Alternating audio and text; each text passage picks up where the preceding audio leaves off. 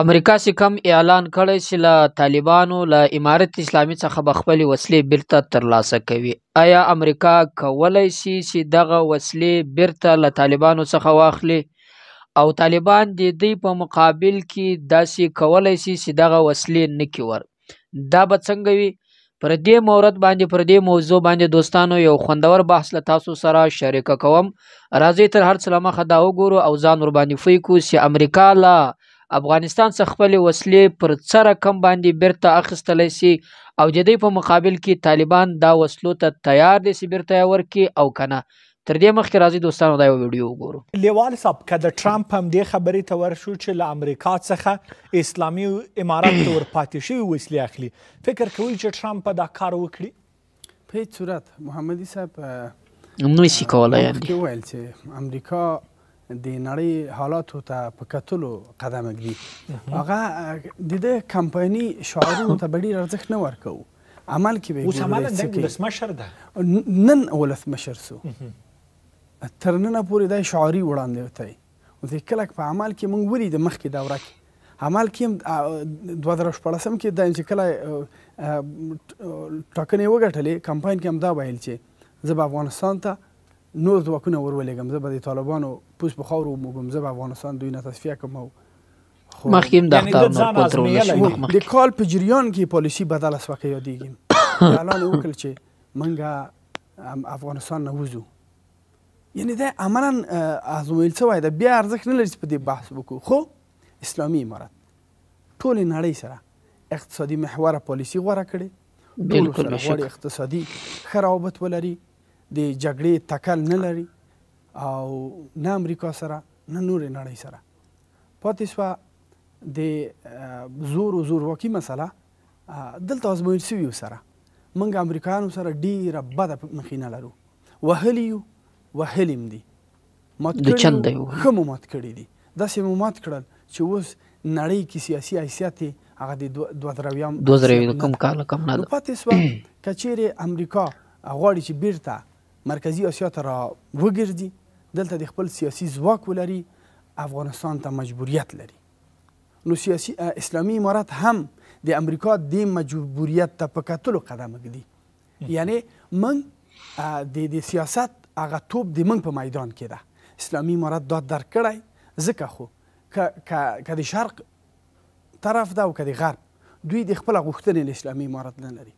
اسلامي امارت هغه نظام ده چې د ټولې نړۍ په خلاف یو خپلواک شرعي نظام یې غوره کړی ده او د الله تعالی نظام د الله تعالی په ځمکه حکومت غواړي، نو هر هغه عمل چې شریعت کې دوی ته جواز ولري، هغه که امریکا سره ده، هغه که شرقي هیوادونو سره، دوی د شریعت په رڼا کې تعامل کوي او له شریعت نه را په دې خوا اسلامي امارت هېڅ ارزښت باندې معامله نه کوي، ځکه که بدون چونو امریکا ته تسلیمیږي، معنا داسې دوی د خپل په 20 کلنې جهادي مبارزې باندې بطلان خط راکش کړی چې دلته به د خپل د مجاهدینو او د عام ولس له ډېر جدي غبرګون سره دوی مقابل شي، چې لله الحمد د اسلامي امارت مشران مخصوصا امیر المؤمنین حفظه الله په دې باندې جدي تاکید لري چې نړۍ سره د شریعت په رڼا کې قدم اږدم، یو قدم هم نړۍ سره د شریعت نه خلاف قدم نه ږدم، که څوک مو په اټوم وایي، که څوک را باندې یرغل کوي، مخه یې خلاصه ده.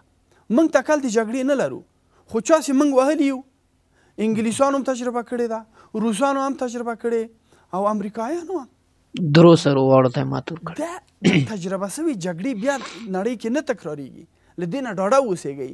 یعنې زه دغه جانه تاسو ته اطمینان درکوم که امریکا په ټول عمر کې بیا افغانستان ته راوګرځېږي، دا یو زه د پرون یې د ملي امنیت شورا سلاکار هم همدا خبره کړې چې دوی په افغانستان کې د پوځي حضور په لټه کې نه دي، سیاسي حضور په لټه کې دي، دوی هڅه کوي بیرته سیاسي اصل حقیقت هم ده، دلته دوی هڅه کوي له دې جانه چین کنټرول کړي، له دې ځایه روسیه کنټرول کړي، له دې ځایه مثلا د خپل هغه سیاسي اقتصادي محوره کومه پالیسي چې د آسیا هیوادونو په مقابل کې لري، د منځني ختیځ او د ځینې نورو هیوادونو، دا افغانستان دوی ته ډېر یو ښه د خپل په تعبیر، خو اسلامي امارت تل ټینګار کړی ده چې د ډیپلوماتیکو اړیکو له کور لارې دی د سفارت له لارې هر هیواد کولی شي دلته موږ سره اړیکې ولري او که د خپل په خوښه بیا کوي بیا دا ګز دا بیا نه کور پرېږدي. دی مننه ځاځی صاحب فکر کوئ چې د ټرمپ خوندور دا معلومات څرګندونې سیاسي فشار دی او که په رښتیا هم دا ګام اوچتوي؟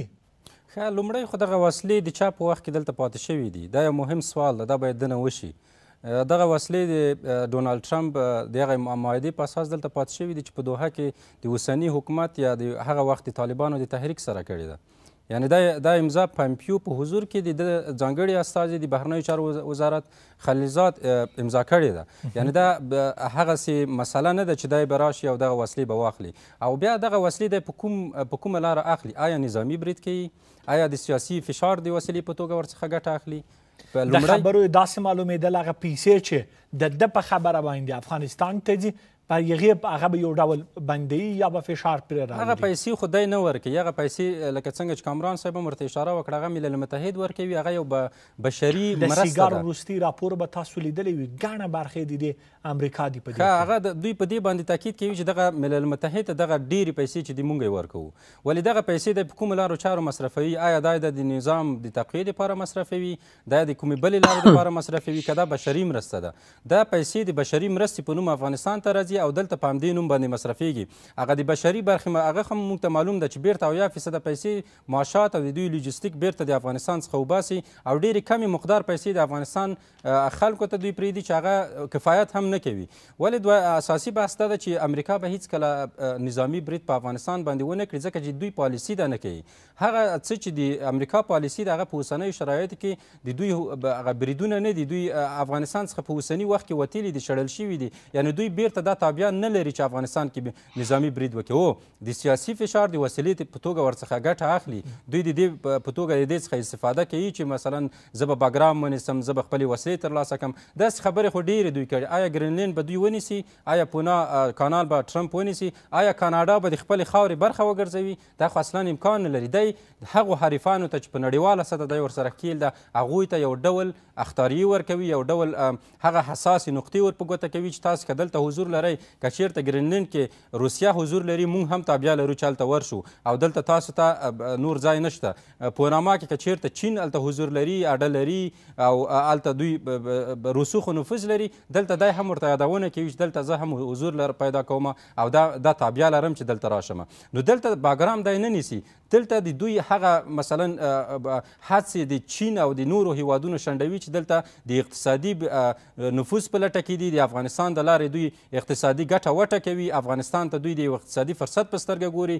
افغانستان ته د یو امنیتي بستر په سترګه ګوري د خپلو اقتصادي پروژو دپاره. او په عین زمان کې پاکستان هغه ستره پروژه چې د پاکستان او د چین په ګډه سره شروع شوې ده امریکایان په دې لټه کې دي چې هغه له خطر سره مخ کړي هغه ناکامه کړي. تر هغه وخته پاکستان سره هم روابط جوړ نه کړي ځکه چې پاکستان سره دوی ښه روابط نه لري. حتی تر 2014 کاله وروسته تر څنګ هغه کوچني هیوادونه چې په جنوبي اسیا کې قرار لري هغه به دوی تقویه کوي.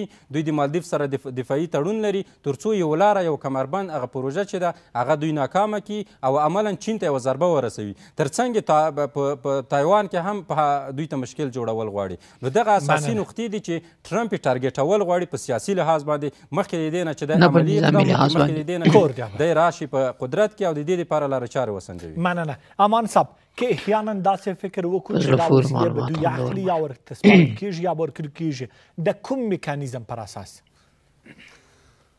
زه وایم چې اصله څوک نه ورکوي. محمدي صاحب کوم ځای پورې زه ځان پېژنم په صفت یو افغان او د افغانانو فکر کوم همدا وینه په ټولو افغانان کې همدا شی ده او خصلت. د جګړو معمولا قانون دا ده چا نه څه وسله پاتې کېږي په تجاوز کې یا په حمله کې هغه سلا د هغوی کېږي او هېڅ وخت دا بیرته نه تسلیمېږي بل هېواد ته. دا یو سیاسي فشار ده. هغه اسلامي صبغت کې برخه کې ورته غنیمت وایي. غنیمت ورته وایي.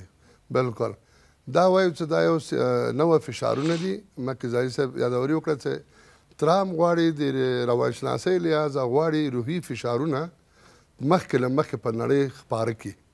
زه دا کوم زه دا کوم زه دا کوم اما دی خو داسې نه ده چې د ټول نړۍ واکدار دی ده. دلته نور هیوادونه هم دي هم پې خاندي طاقتور هیوادونه سته بالکل هغه څوک ورته بې ارادې خطاب کړي هم څوک ورته وایي چې دا په سیاست هم نه پوهېږي په هېڅ نه پوهېږي. د فقط بزنس او تجارت کړی ده او بس نور عیاش تړی ده. زه وایم چې هلته د تېرو خبرو په دوام باندې ووایم چې دوی اصلا ولې د دویمه دوره ولې د ونه سو کولی مات شو چې د کوم شی وعدې کړې وې تطبیق نه سو کړی نړۍ په سطحه هېڅ لاسته راوړنې ترام نه درلودل غیر دې چې افغانستان کې خپله جګړې ته خاتمه ورکړله. دا یو لاسته راوړنه لویه د ده وه اما بیا هم دې ته په بایډن باندې نیوکې کولې چې ته ولې فقار دې وکړم. بله خبر دا ده چې دا وایم چې د 1991 کال نه امریکا په جګړه کې بوخته تر نن زمانه غیر دې چې دوی اقتصادي ضربې خوړلي بل شی نه. اساسي موضوع دا ده چې دی ولې دویم ځل چې یو ځل ناکامیږي او بیا د جمهوریت خوا دا کاندیدېږي. یو خو دا چې د سیاستمدار د په اقتصاد لحاظ باندې پوهېږي قصدن دی بېرته راوست دغه د موږ کم مشکلات چې نړۍ سره لرو غواړي د اقتصاد لوري بېرته دی چین سره ځان بېرته وصل کړي روس سره ځان ښه کړي عربي هېوادونو سره بېرته مناسبات ښه کړي اروپا څه ته خفه د امریکا نه هغوی سره بېرته ځان جوړ کړي غواړي اقتصادي او داخلي مشکلات زیات دي د امریکا خپله. بل راغ د تجاوز او په زور اخیستل سره د افغانستان باور کې محمدي صاحب دا ته په یقین وایم چې دا دقیق معلومات تاسو ته وایم چې هره دقیقه یعنې هره 45 دقیقو پورې هغه عساکر چې افغانستان کې وظیفې کړي خودکشي کوي په امریکا کې ول دوی پټوي. تاسو دوستان یا افغانان یا اکثریت چې لږ زره معلومات زیات په امریکا کې لري تاسو مستقیم شخصي لحاظ ته بښتنه وکړئ چې هغه معلوماتونه دوی سره لاسته ورغلي هر هغه دلته چې راغلی عسکري کړې ده چې بېرته تللي دي تر اوسه پورې یعنې یو دقیقې نه ښکته یعنې نیمه دقیقه یو نیمه 45 دقیقو 50 ثانیو باندې دوی په دقیقه کې یو نفر ځان وزني خودکشي کوي. دوی خپله روحیات بایللي د دوی فوج بایللی ټول نظامیان دوی باندې حاکم دي چې هغه افغانان چې افغانستان کې جګړې کې دوی ولې ځانونه وزني تر اوسه هېڅ علت چا پیدا کړی نه ده یا ځان زندې کوي یا ځان په مرمۍ ولي ماشومان ټول یې دا حالت ده دوی دا جرأت نه لري چې بیا افغانستان باندې فشار راوړي. یو دا د سیاسي فشار ده زه په دې باورمند یم چې امارات نه غواړي څه غواړي کومې خاصې به دی ته نورې ته کوي. حتی پرون د یو مشاور اعلان کړی چې ترامپ کوشش کوي غواړي چې د محترم ملا برادر سره وسانیزي صاحب سره په ټلیفوني اړیکې باندې بعضې خبرې دوستانو مرکه تاسو وکتل یقیني حقایق هم داسې دي لکه دغه څو له خولې څخه تاسو واورېدلو لکه شهاب لیوال صاحب چې ویلي هیواد زاجي صاحب چې ویلي کامران امان صاحب چې ویلي خوندور معلومات او یقیني حقیقت هم داسې ده امریکا ټرمپ هیڅ کله دا نه غواړي چې له افغانستان څخه خپلې وسلې بیرته واخلي. شوق خو لري خوند خو ورکوي لیکن د ده هغه وس او قدرت پخوا غوندې نه ده چې بیا د دی په زور باندې له افغانستان څخه وسلې ووسي ځکه چې دا معلومه خبره ده چې داسې په اسانتیا په خوشحالي که چیرته دی وایي چې زما اصلي په افغانستان کې او طالبان د ځان دښمنان بولي یعنې پر جو بایډن باندې نیوکه کړې چې زما د ملک زما د هیواد اصلي هغه مهمات یا هغه چاته پرېږدي هغه زموږ دښمنان دي.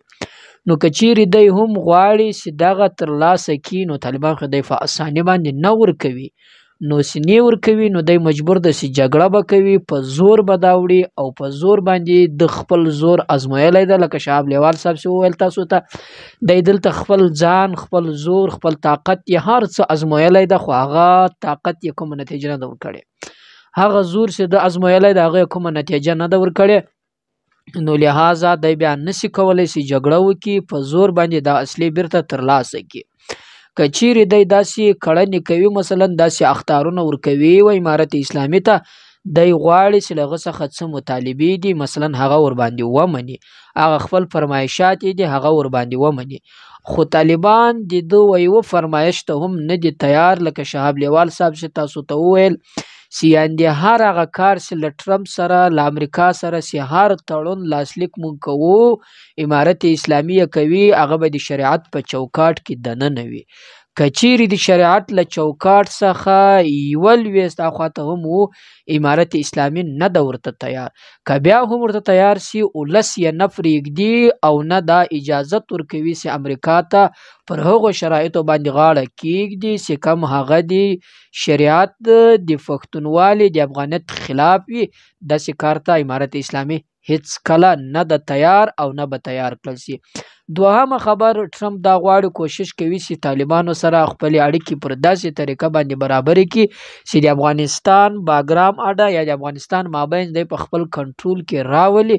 له هغه ځای څخه بیا د چین کنټرول کې، له هغه ځای څخه د روس کنټرول کې، له هغه ځای څخه د ایران مثلا هغه هیوادونه په خپل کنټرول کې دی واخلي چې هغه هیوادونه له ده سره په مقابل کې دي، هغه له ده سره ډګر وهي، هغه د ده خلاف دي. خو داسې کار ته هېڅکله امارت اسلامي نه ده تیار. بار بار یې ویلي دي چې موږ هېچ چاته هم خپله خاوره نه چاته اجازت ورکوو چې زموږ خاوره د بل هیواد د بل ملک پر خلاف باندې استعمال کړي، او نه په خپل هیواد کې هغه چاته ځای ورکوو چې هغه د موږ له هیواده و بل هیواد ته ګواښ پیښ کړي، او د موږ له هیواده و بل هیواد ته دی بیا هغه څه کوي چې هغه هیوادونو ته بیا جنجال پیښوي. نو داسې کسانو ته، داسې هیواد ته، داسې خلکو ته موږ هېڅکله په خپل هیواد کې ځای نه ورکوو.